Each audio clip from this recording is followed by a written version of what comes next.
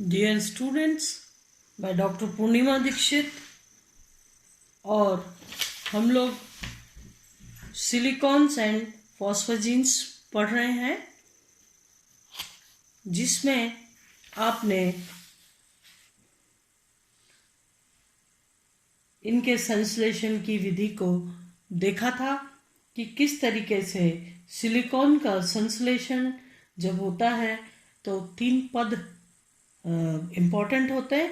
सबसे पहले alkyl chlorosilane का बनना, नंबर 2 पर एल्किल क्लोरोसिलेन का सिनोलॉन में जल अपघटन और नंबर 3 पर सिलेनॉल का सिलिकॉन में संघनन। ये क्रियाविधि आप लोगों ने देखी थी।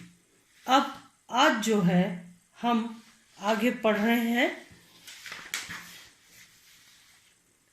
ये जो कल संरचनाएं हमको पास्ट लेक्चर में, पिछले लेक्चर में जो संरचनाएं हमारे पास आई, ये तो अंतिम इकाई के रूप में आई R3SiO। जब भी हम R3SiO का उपयोग करते हैं तो उस चेन को वहीं पर रोकना चाहते हैं। अगर मध्य इकाई के बारे में देखा जाए तो इस तरीके से सीरीज सिलिकॉन ऑक्सीजन सिलिकॉन, ये सीरीज एक शाखा, एक श्रृंखला प्राप्त होती है जिसकी की लंबाई जितनी चाहे उतनी रख सकते हैं। अगर शाखन या ब्रांचिंग को देखें तो इस तरीके से रेजिन्स होते हैं और ये जो होते हैं ये लिक्विड या तेल जैसे द्रव होते हैं। अर्थात इकाई 1 के आने पर श्रृंखला का अंत आ जाएगा। इसके आने पर 2 इकाई मतलब नंबर 2 का इकाई के प्रयोग से श्रृंखला को इच्छा अनुसार बढ़ाया जा सकेगा, जबकि इकाई 3 के आ जाने से श्रृंखला से शाखा निकल जाएगी। अतः इन इकाइयों का चयन कर विभिन्न संरचना के सिलिकॉन बनाए जा सकते हैं। अब अगर हम सिलिकॉन के गुणों को देखें तो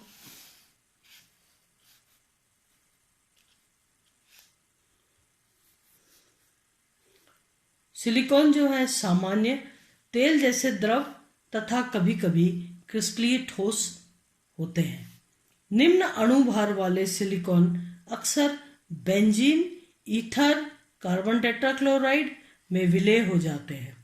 विद्युत के कुचालक तथा मंद रसायनों की प्रति अक्रिय परंतु प्रबल क्रियाकारों की उपस्थिति में SiO-Si बंध टूट जाते हैं। कुछ मुख्य गुण इस प्रकार से हैं। ऊष्मीय स्थायित्व सबसे पहले, प्रबल सिलिकॉन ऑक्सीजन व सिलिकॉन कार्बन बंध के कारण भौतिक स्थायित्व को -70 डिग्री सेंटीग्रेड से 250 डिग्री सेंटीग्रेड तक बनाए रखते हैं। हल्के सिलिकॉन द्रव है, जबकि अधिक जटिल यौगिक विस्कस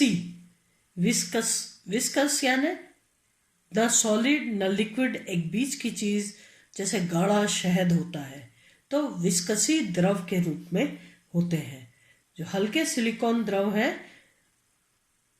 वो तेल की तरीके से होते हैं, जबकि अगर अधिक जटिल यौगिक हो तो वो विस्कस पोजीशन पे होते हैं, बहुत गाढ़े द्रव के रूप में होते हैं, जिनकी श्यानता ताप के साथ बहुत कम परिवर्तित होती है। अतः स्नेहक के रूप में उच्च ताप पर भी प्रयोग में आते हैं। जल प्रतिकर्षणता, कार्ब समूह एल्किल या एरिल उपस्थित होने के कारण जल प्रतिकर्षण के रूप में प्रयुक्त होते हैं। अतः इन्हें पेंट, वार्निश इत्यादि बनाने के काम में लेते हैं।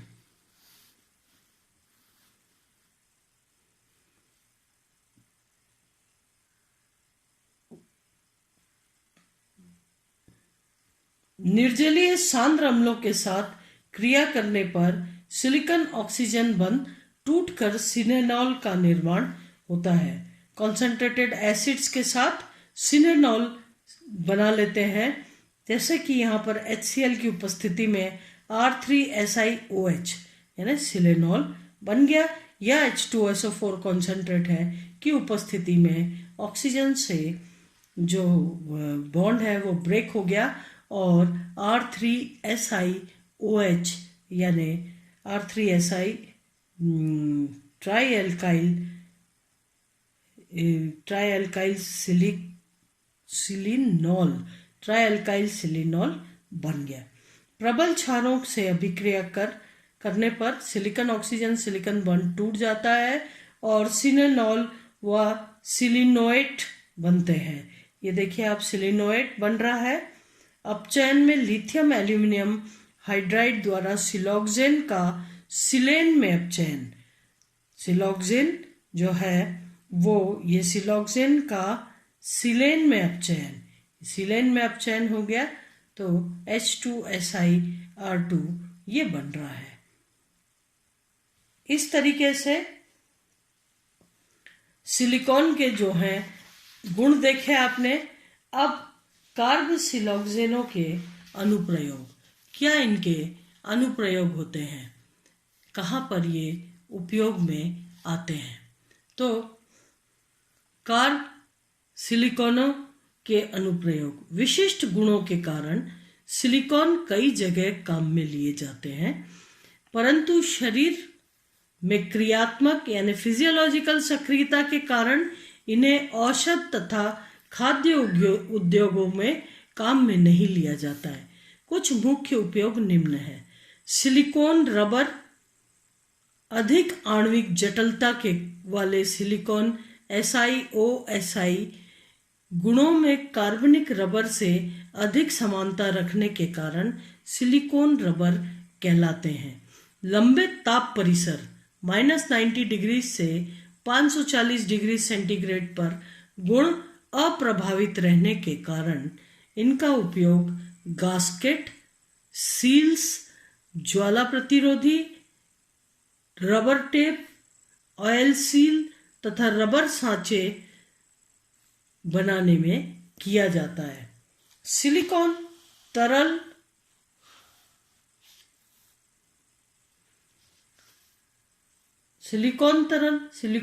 क्या होता है?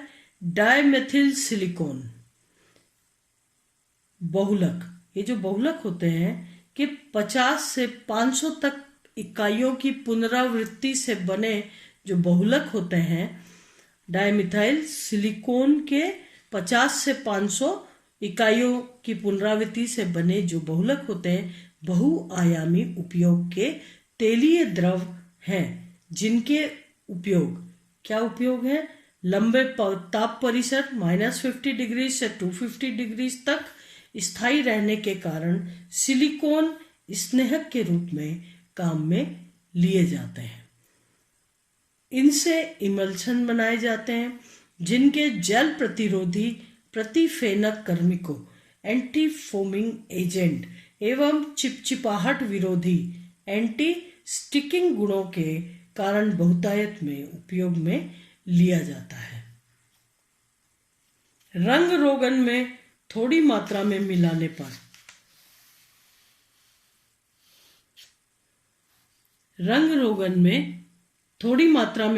पर वे धूप, पानी, गर्मी आदि से प्रभावित हो फीके नहीं पड़ते। मोम में मिलाकर वैक्स पोल बनाया जाता है। कांच के रेशे यानी ग्लास फाइबर्स व कांच की रुई ग्लास वूल भी सिलिकॉन से बनाए जाते हैं। स्नेहक, ल्यूब्रिकेंट तथा ग्रीस के रूप में सिलिका का अति बारीक चूर्ण मेथिल सिलिकॉन में मिलाने पर पेट्रोलियम जैसा पदार्थ प्राप्त होता है, जिसका उपयोग ग्रीस के रूप में किया जाता है। ये पंखों, बैरिंग, शाफ्ट आदि में प्रयुक्त किए जाते हैं। सिलिकॉन रेजिन्स,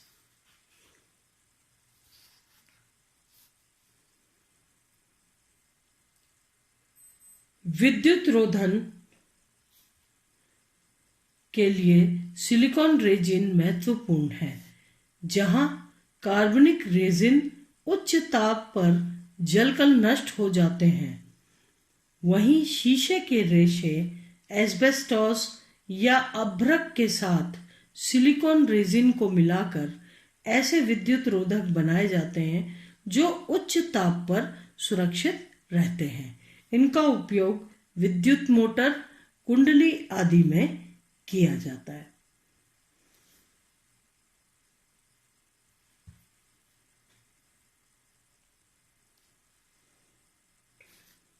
तो ये कार्बोसिलॉक्सेनों के अनुप्रयोग थे। यहाँ पर सिलॉक्सेन्स या जो है